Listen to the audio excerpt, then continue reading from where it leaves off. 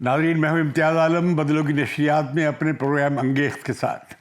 ملک میں ایک ہنگامہ بپا ہے، ہر روز نئی آڈیوز آ رہی ہیں۔ آج ایک پارٹی تالیاں بجا رہی ہے، دوسری وضاحتیں پیش کر رہی ہے، کل کو دوسری پارٹی تالیاں بجا رہی ہے اور پہلے والی پارٹی آنسو بہا رہی ہے یا وضاحتیں دے رہی ہے۔ یہ جو ٹیپ لیکس ہوئی ہیں، اس کا تذکرہ بڑے عرصے سے سننے میں تھا، خاص طور پہ یہ جو سائفر کے حوالے سے یا جو عالمی سازش کی جو تھیوری عمران خان نے جو سازش گھڑی تھی، اس کے حوالے سے 3 مہینے پہلے انصار عباسی خبر دے چکے تھے۔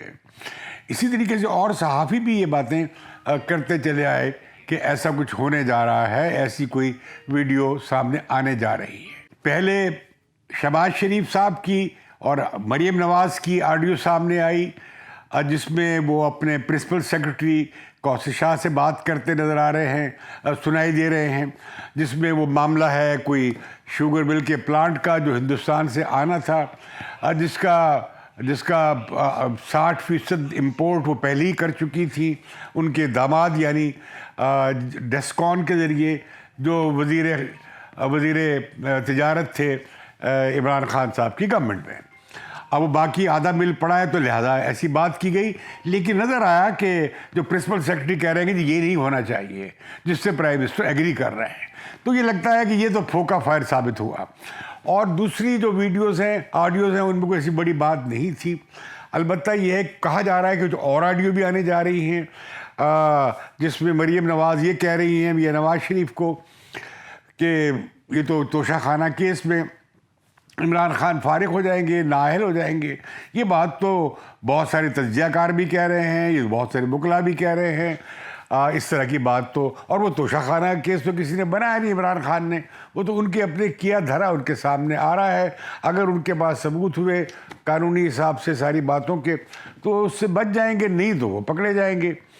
تو لہذا معاملہ یہ ہے کہ اب معاملہ وہی ختم نہیں ہو گیا، اب معاملہ بڑھ گیا ہے۔ اب عمران خان کی جو آڈیو آئی ہے وہ بہت ہی خوفناک ہے، اس سے ان کا تمام سازشی نظریہ جو تھا امریکی سازش والا وہ تش تش بام ہو گیا۔ وہ چوراہے میں وہ جو کانچ کا عمارت بلڈ کی تھی وہ ڈھہ گئی ہے، وہ ٹوٹ گئی ہے۔ تو لہٰذا اس میں کیا نظر آ رہا ہے؟ اس میں ان کے اعظم خان جو پرنسپل سیکرٹری ہیں، ان سے عمران خان بات کر رہے ہیں۔ انہوں نے وہاں فیصلہ ہوا کہ اس سائفر کو استعمال کرنا چاہیے، اور کہا گیا، عمران خان نے کہا کہ امریکہ کا نام نہ آئے اور اس پر ہم کھیلتے ہیں، یعنی اسے سیاسی مقصد کے لیے استعمال کرتے ہیں، تاریخ بھی پرانی ظاہر کی جائے، اور یہ بھی کہ میٹنگ کر لی جائے اور چیف فارن سیکرٹری اور شاہ محمود قریشی کے ساتھ، اور وہ اس کے بارے میں اپنی ایک رپورٹ دیں، رائے دیں، اور اس رپورٹ کو بعد ازاں نیشنل سیکورٹی کمیٹی میں پیش کر دیا جائے۔ اور پھر اعظم خان نے کہا جی منٹس تو میں نے بنانے ہیں، اس میں میں یہ سب کچھ ڈال دوں گا کہ سازش ہوئی، حالانکہ سازش کا اس سائفر میں ذکر نہیں ہے۔ اب عمران خان نے اس سارے سائفر کی بنیاد پر اپنی ڈوبتی سیاست کو دوبارہ سے زندہ کیا، اور لوگ کتنے بھولے ہیں وہ اس کو مان گئے کہ بڑی سازش ہوئی ہے امریکہ کی عمران خان کے خلاف، اور لہذا پاکستان کے خلاف، لہذا یہ قومی غیرت کا سوال ہے۔ تو ناظرین، اس میں نہ کوئی قومی غیرت تھی، نہ کوئی سازش تھی۔ امریکہ کو بھلا عمران خان کو نکالنے کی ضرورت کیا تھی، یا دھمکی دینے کی کیا ضرورت تھی؟ اور اگر نکالنا تھا تو وہ پاکستانی سفیر کے ذریعے یہ پیغام کیوں بھیجتے کہ جی اچھا ہم آپ سے بہت ناراض ہیں، اور اگر انہیں نہ ہٹایا گیا تو ہم بہت برا پیش آئیں گے، اور یہ تاکہ یہ وہ عمران خان تک پہنچے بات۔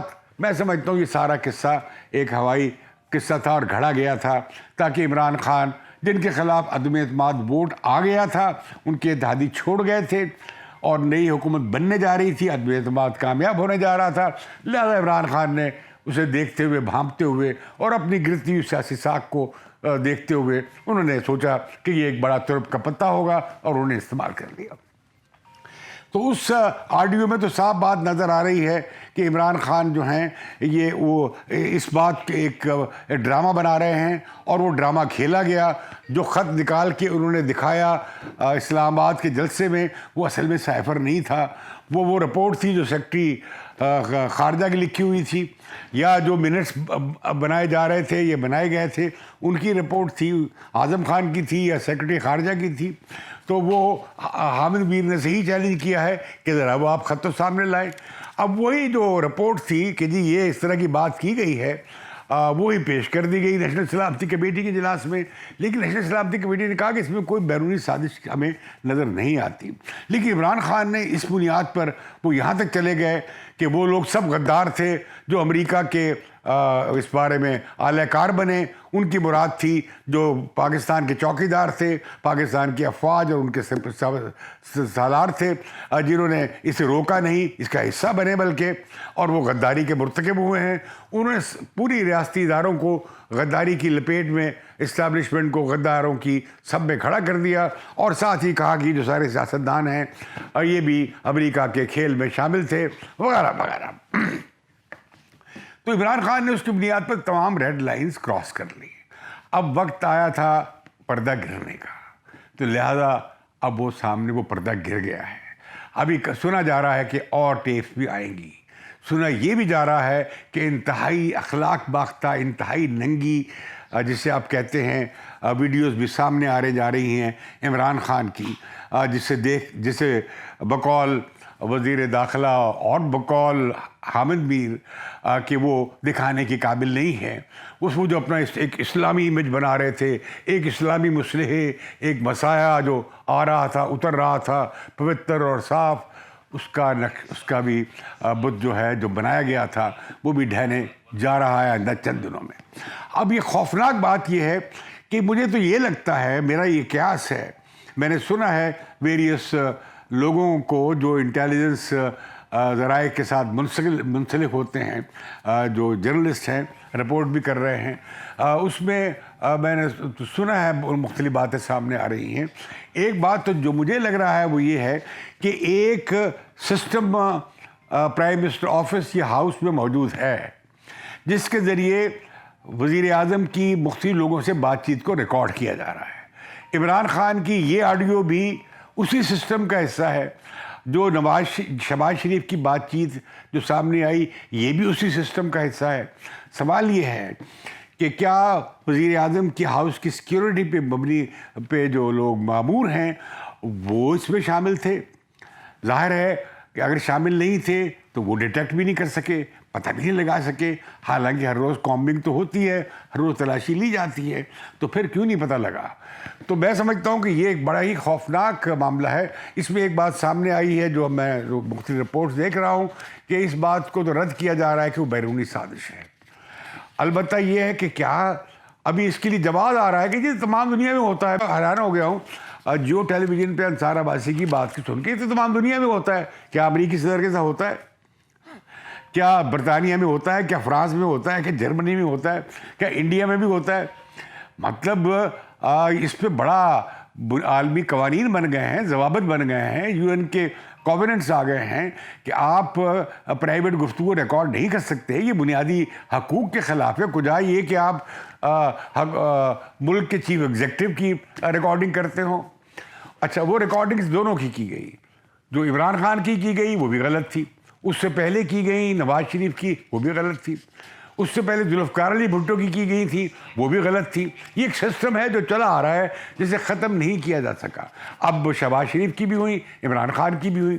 تو میں سمجھتا ہوں کہ یہ جو ریاستی ادارے ہیں خاص طور پہ جن کی ذمہ داری ہے کہ وہ کاؤنٹر انٹیلیجنس کریں وزیر اعظم کو اور chief minister house prime minister office کو اور دیگر اہم شخصیات، حکومتی شخصیات کی دفاتر کو وہ پروٹیکٹ کریں، وہ اس میں اپنی آئینی ذمہ داری پوری نہیں کر پائے۔ اب اس میں انٹیلیجنس بیورو کا کتنا رول ہے، اس میں ISI کا کتنا رول ہے، اس میں اور کوئی دیگر ایجنسیز اگر ہیں تو ان کا کیا کردار ہے، اس کے تعین کی ضرورت ہے۔ اور یہ بھی کہ آخری ایجنسیز کسی کے کنٹرول میں ہیں، کہیں جواب دہ ہیں، کہیں ان کی مانیٹرنگ ہوتی ہے، کہیں یہ بتا سکتے ہیں کہ اچھا جی ہم نے یہ آلات جو تھے انٹیلیجنس کے فلاں جگہ رکھے ہیں، وہ کہیں رپورٹ ہوتا ہے۔ کیا پارلیمنٹ کی اسکروٹنی کمیٹی ہے اس کام کے لیے؟ کبھی پارلیمنٹ کو یہ اختیار دیا گیا ہے یا موقع دیا گیا ہے؟ ہم دیکھتے ہیں کہ ایسا نہیں ہے۔ پارلیمنٹ تو تو بیچاری اس کے لیے یہ نو گو ایریا بنائے رکھا گیا ہے پچھلے کافی لمبے عرصے سے. بھٹو صاحب کے زمانے میں جب بڑی چیف ایگزیکٹو پاورفل تھے تب بھی ہم نے دیکھا کہ بھٹو صاحب کی بھی مانیٹرنگ ہوتی تھی اور ان کے ٹیلی فون ٹیپ کیے جاتے تھے. تو میں سمجھتا ہوں کہ یہ بڑی خوفناک بات ہے. یہ اسے کہا جاتا ہے, اسے پولیٹیکل سائنٹسٹ کہتے ہیں کہ اسے یہ روگ سٹیٹ کا یہ کیریکٹر ہوتی ہے کہ روگ سٹیٹ اپنے ہی تمام لوگوں کو بھی مسلسل واچ میں رکھتی ہے, نگرانی میں رکھتی ہے. تو میں سمجھتا ہوں پھر انہیں استعمال کیا جاتا ہے. وہ ججز کی مانیٹرنگ بھی ہوتی ہے, ان کی بھی ٹیپس فون ٹیپ ہوتے ہیں, ان کے آفیسز بگڈ ہوتے ہیں. اسی طرح اور جو اہم افسر اور بڑے محکمے ہیں آئینی اعتبار سے, ان کی بھی یہ کی جاتی ہے. تو میں سمجھتا ہوں یہ سب غیر آئینی باتیں ہیں, یہ غیر اخلاقی باتیں ہیں, جدید زمانے کی اور تہذیب کی باتیں نہیں ہیں. اور ایسی ریاست کا اگر یہ کریکٹر بن جائے تو میں سمجھتا ہوں بڑا خوفناک ہے, بڑا مانسٹر لائک ہے. تو اب میں تو یہ نہیں کہہ سکتا. اب میں نے دیکھا مطیع اللہ جان کا شو دیکھا. مطیع اللہ جان نے کہا کہ بھئی اسے تو آئی بی کو عمران خان نے فارغ کر دیا تھا, بلکہ آئی بی میں جو بھرتیاں بھی تھیں بقول مطیع اللہ جان کے, وہ اس وقت کے آئی ایس آئی سربراہ کر رہے تھے. تو کیا واقعی کنٹرول تھا آئی بی کا وہاں پہ, یا آئی ایس آئی کا حقیقی طور پہ تھا؟ جس کا بھی تھا اس کا تعین ہونا چاہیے. اور وہ کیوں ناکام ہو گئے؟ پھر یہ کہ یہ ایکسرسائز کیوں کی جاتی ہے؟ یہ صرف چیف پرائم منسٹر کی نہیں ہے, یہ صحافیوں کی بھی کی جاتی ہے, دانشوروں کی بھی کی جاتی ہے, سیاسی لیڈروں کی بھی کی جاتی ہے کہ ان کے فون سنے جاتے ہیں, ان کے گھروں میں اور دفاتر میں کو بگ کر دیا جاتا ہے. تو یہ بڑا خوفناک کام ہے, اس سے بند ہونا چاہیے, اس کی اعلیٰ سطح پہ تحقیقات ہونا چاہیے. میں بڑا حیران ہوا کہ فواد چودھری صاحب کہہ رہے ہیں اس سے عمران خان کے موقف کی تائید ہو گئی کہ انہیں سائفر دکھایا نہیں گیا. اگر عمران خان نے سائفر نہیں دیکھا تو انہوں نے کہانی کیسے بلڈ کر لی اور اس میں سارا ایک ڈرامہ کیسے بلڈ کر لیا؟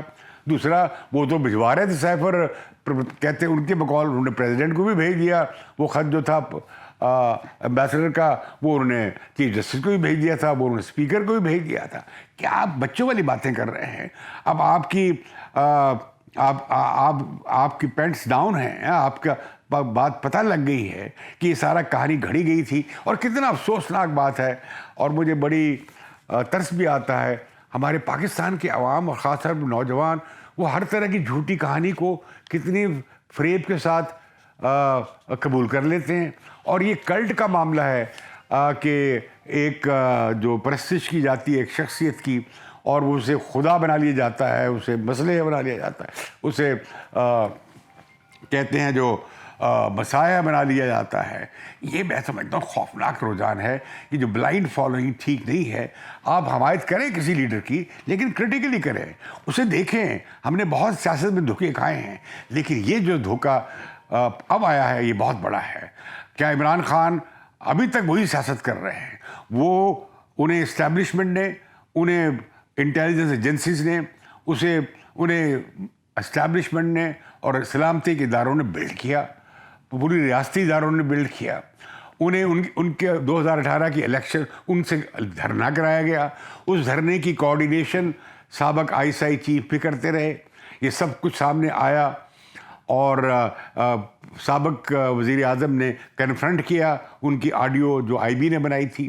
اسی طریقے سے ہم دیکھتے ہیں کہ بعضاں 2018 کے انتخابات کو ریگ کر کے اور لوگوں کو زور زبردستی تحریک انصاف میں بھیج کر اور چھوٹی پارٹیوں کو ساتھ ملوا کر زبردستی ایک کولیشن گورنمنٹ بنا کے عمران خان کو وزیر اعظم بنوا دیا گیا کہ وہ ہمارے اشاروں پہ چلے گا.